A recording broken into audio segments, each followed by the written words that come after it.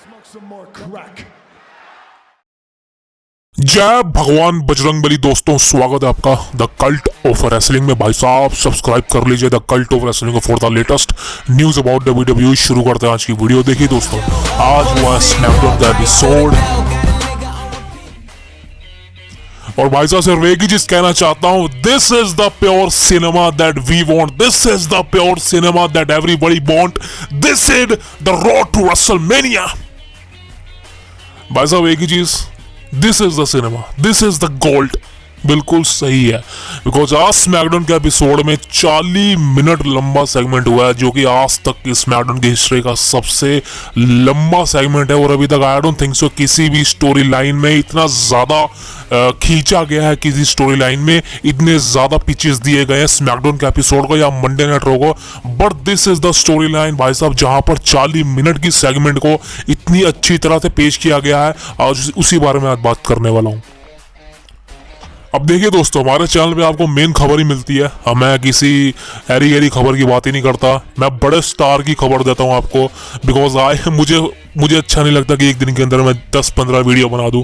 एक या 2 वीडियो मिलेगी हमारे चैनल में द कल्ट ऑफ रेसलिंग में, इसलिए भाई साहब सब्सक्राइब कर लीजिए the cult of wrestling for the latest news about WWE।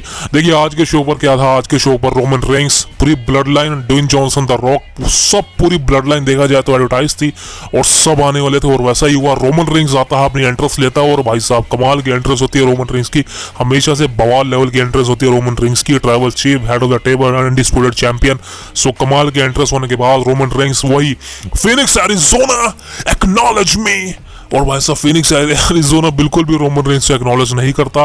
Roman Reigns दोबारा से पूछता है फिनिक्स एरिज़ोना एक्नॉलेज मी, और भाई साहब दोबारा से रोमन रेंस को एक्नॉलेज नहीं किया जाता। This is why Roman Reigns गुस्सा खा जाता है और पॉल हेमन को कहता है कि ये सिटी में आना था मुझे, इस शहर में आना था मुझे।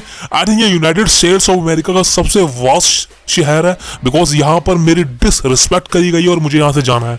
और भाई साहब पॉल हेमन जब ये सुनता है कि रोमन रिंग्स कह रहा है कि मेरे को जाना है, पॉल हेमन कहता है कि अभी नहीं मैं ट्रैवल चीफ, अभी तो रॉक का आना बाकी है, अभी द ग्रेटेस्ट हॉलीवुड एक्टर का आना बाकी है। और भाई साहब रोमन रिंग्स का फेस देखिए एक बार।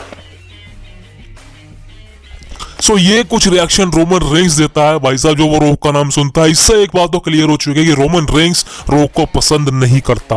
रोमन रेंस नहीं चाहता कि वो रोक का वेट करे, और रोमन रेंस कतई नहीं चाहता कि रोक ब्लड लाइन में जुड़े या जो भी हो। तो भाई साहब देखा जाए तो पॉल हेमन यहाँ पर पूरा अपना काम करता है। रोमन रेंस को कहता है कि माय ट्रैवल चीफ थोड़ा इंतजार कीजिए, because the great one, the people's champ, the great one, the Brahma bull, the Dwayne Johnson, the Hollywood actor Rock यहाँ पर आने वाला है। बिकॉज एक छोटी सी कमर्शियल ब्रेक के बाद, बिकॉज आपको याद होगा लास्ट वीक मतलब 2 हफ्ते पहले जब रॉक आया था उस वक्त ब्रेक आ गई थी, जिस वजह से आई थिंक वो सही नहीं था। तो मैंने कहा भी था कि ब्रेक आना सही नहीं है। So this is why Paul Heyman यहाँ पर कहता है कि भाई माय ट्रैवल चीफ थोड़ा वेट कीजिए, बस एक कमर्शियल ब्रेक के बाद रॉक आने वाला है। और देखा जाए तो ब्रेक के बाद यहाँ पर रॉक की एंट्री होती है और रॉक की एंट्री अमेजिंग थी भाई साहब। पिछली बार एक हाफ स्लीव थी, इस बार तो भाई साहब रॉक एक पूरी शर्ट पहन के आया था जो कि गोवा टाइप लग रही थी। लेकिन देखा जाए तो रॉक की personality is one of the biggest thing, और रॉक का करिश्मा बहुत बढ़िया है और सभी फैंस रॉक को देखकर पगला जाते हैं, बढ़िया बढ़िया कहते हैं, रॉकी सक के चैंट्स लगते हैं। सो यहाँ पर रॉक अपनी एंट्रेंस लेते हैं और रॉक आते हैं रिंग के अंदर, रोमन रेंस के साथ फेस टू फेस होते हैं। और एक ही चीज मैं कहना चाहता हूँ भाई साहब, रॉक यहाँ पर प्रोमो कट करना शुरू करते हैं। पहली लाइन कहते हैं कि भाई साहब this is a worst city, ये चर्सियों की सिटी है, यहाँ पर सारे ड्रग्स यूज करते हैं, सारे चर्सी हैं, सारे नशे में डूबे रहते हैं। तुम बहुत खुशकिस्मत हो कि तुम मुझे देख रहे हो, तुम बहुत खुशकिस्मत हो कि तुम रोमन रेंस को देख रहे हो, तुम बहुत खुशकिस्मत हो कि पूरी ब्लड लाइन तुम्हारे शहर में आ गई है आज। सो फिनिक्स एरिज़ोना की तो भाई साहब पूरी इंसल्ट कर दी रोमन रेंस और रॉक ने। लेकिन उसके बाद रॉक यहाँ पर क्लियर कट अपना चैलेंज बताते हैं, बिकॉज कल की वीडियो में मैंने आपसे बात करी थी कि यहाँ पर रॉक आकर कोडी रोड्स को रिस्पॉन्ड करेंगे, बिकॉज कोडी रोड्स ने जो एलिमिनेशन चेम्बर में चैलेंज दिया था रॉक को, उसी के बारे में रॉक यहाँ पर बात करते हैं कि वो बोलते हैं कि कोडी रोड्स सबसे पहले तो भाई साहब रॉक को फेस करेगा 1-on-1 मैच में लिए, तो रॉक को as a single opponent face करेगा, तो 1-on-1 मैच में फेस करेगा रॉक को, वो कभी भी नहीं हो सकता। और मेरा जवाब इसको लेके ना है, तू मुझे कभी भी सिंगल मैच में फेस नहीं कर सकता, बिकॉज मैं एक्सेप्ट ही नहीं करूंगा, बिकॉज तू मुझे हरा ही नहीं सकता। मैं ग्रेट वन हूं, मैं पीपल्स चैम्प हूं, मैं द रॉक हूं, मैं हॉलीवुड एक्टर हूं, और तू मेरे लेवल का नहीं है और तू मुझे फेस नहीं करता। लेकिन हाँ, तू मुझे फेस करना चाहता है तो ठीक है, एक चैलेंज है, लेकिन ये होगा पूरी ब्लड लाइन की तरफ से, because WrestleMania night 1 the main event, वहां पर एक मैच मैं तेरे को चैलेंज करने के लिए कह रहा हूं, और वो है Roman Reigns, Rock versus Cody Rhodes and Seth Rollins. So एक टैग टीम मैच हम लड़ेंगे तुम्हारे साथ, और यहाँ पर हम दोनों, वहां पर तुम दोनों, और अपनी लिटिल गर्लफ्रेंड सेथ रॉलिंस को भी लेके आई हो तू। चीजें काफी अच्छी हो गई भाई।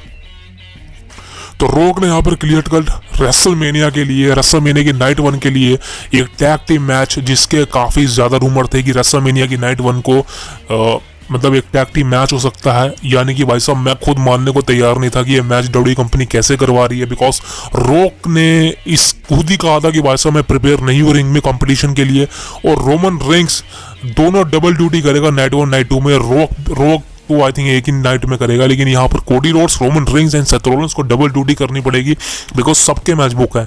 लेकिन भाई साहब अब ये मैच क्लियर कट होकर ही रहेगा, और ये मैच ऑफिशियल हो चुका है, Rock Roman Reigns versus Cody Rhodes and Seth Rollins WrestleMania के नाइट 1 में as a tag team match, और दोस्तों यही मेन इवेंट करेगा। लेकिन सबसे बड़ा बॉम्बशेल तो तब डिलीवर्ड हुआ जब रॉक ने एक स्टिपुलेशन बताई। उसने बताया कि कोडी रोड्स और सेथ रॉलिंस, एक बात याद रखना कि अगर तुम इस मैच को हार जाते हो, पहले जीतने की बात करें, चलो जीतने की बात करते हैं।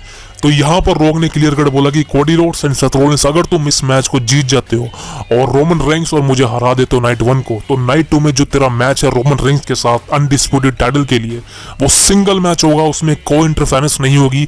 ब्लड लाइन की, जिमी ऊसो की, सोलो सिकोआ की, पॉल हेमन की, इवन मेरी द रॉक की कोई इंटरफेरेंस नहीं होगी। रोमन रेंस को तो सिंगल मैच 1-on-1 में फेस करेगा रेसलमेनिया के नाइट 2 को एज अ मेन इवेंट।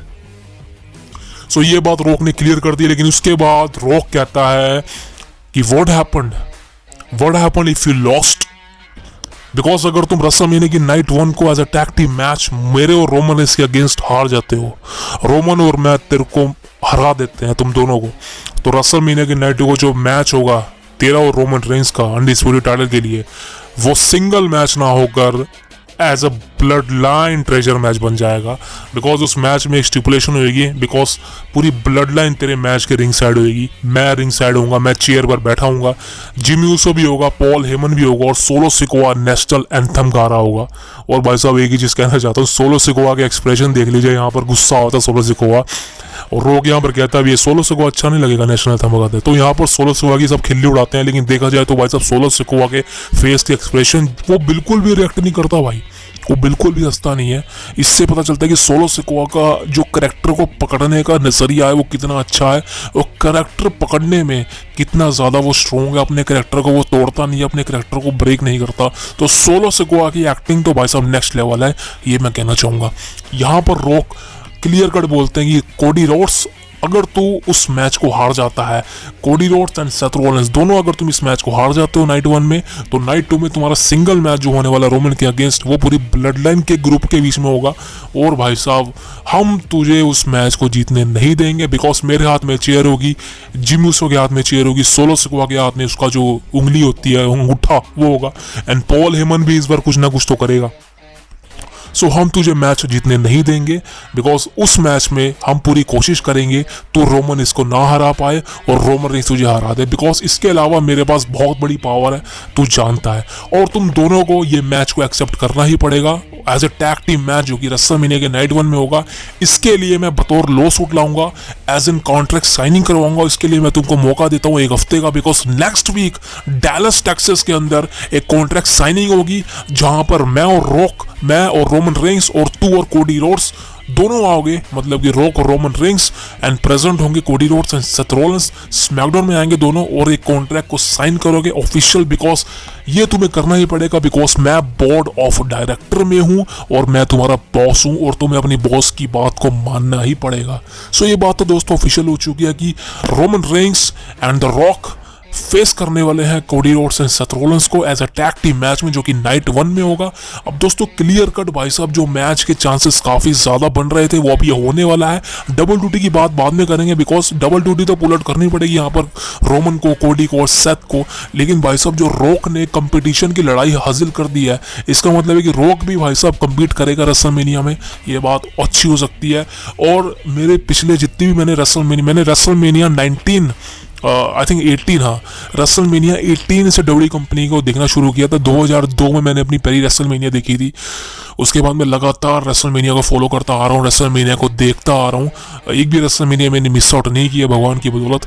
लेकिन मैं सिर्फ एक ही बात कहना चाहता हूँ, मैंने जितनी भी रेसलमेनियाज देखी है उसमें अभी तक की, लास्ट ईयर तक की सबसे बेस्ट रेसलमेनिया को मैं कहूँगा, अगर कोई स्टोरी लाइन वाइज है वो रेसलमेनिया 30 थी।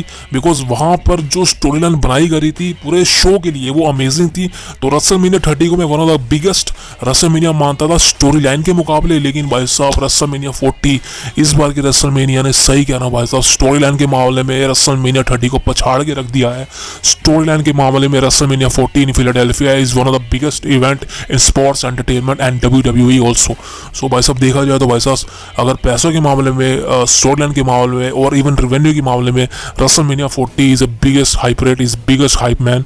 और सिर्फ एक ही बात कहना चाहता हूँ भाई साहब, रेसलमेनिया 40 बहुत बड़ा इवेंट होगा, बहुत हाइप जनरेट करेगा। और जो नंबर्स ड्रॉ करने वाला इन इंडिया में जितनी व्यूअरशिप मिलेगी उसका आप इमेजिन नहीं कर सकते भाई साहब, बिकॉज ये बहुत बड़ा इवेंट है। और इतने सालों बाद रॉक इन रिंग कम्पीट में वापस आ रहा है। समझ सकते हो कि 2013 में लास्ट रॉक का मैच था, उसके बाद 2016 में रेसलमेनिया 32 में रॉक का एक छोटा सा 6 सेकंड का मैच हुआ था, लेकिन वो मायने नहीं रखता। बट इस बार रॉक फुल टाइम में वापस आ रहा है। और सबसे बड़ी बात, as a tag team match WrestleMania के नाइट 1 को होने वाला है। अब दोस्तों इस मैच में कौन जीतेगा कौन हारेगा वो तो बात की बात है, लेकिन भाई साहब आगे की बात करते हैं, क्योंकि यहाँ पर एक और चीज़ हुई है। बिकॉज इसके बाद ही जो चीज़ें सामने आई हैं वो कहीं ना कहीं भाई साहब चौंकाने वाली हैं। Because one of the biggest thing is कि रॉक यहाँ पर जो मेजर करने की कोशिश कर रहा है, बिकॉज रॉक और रोमन रेंस जब फेस करेंगे Seth Rollins and Cody Rhodes को, भाई साहब रिजल्ट क्या होगा? The main thing is about result. And उसके बाद की बात करें भाई साहब, रिजल्ट तो अलग होगा।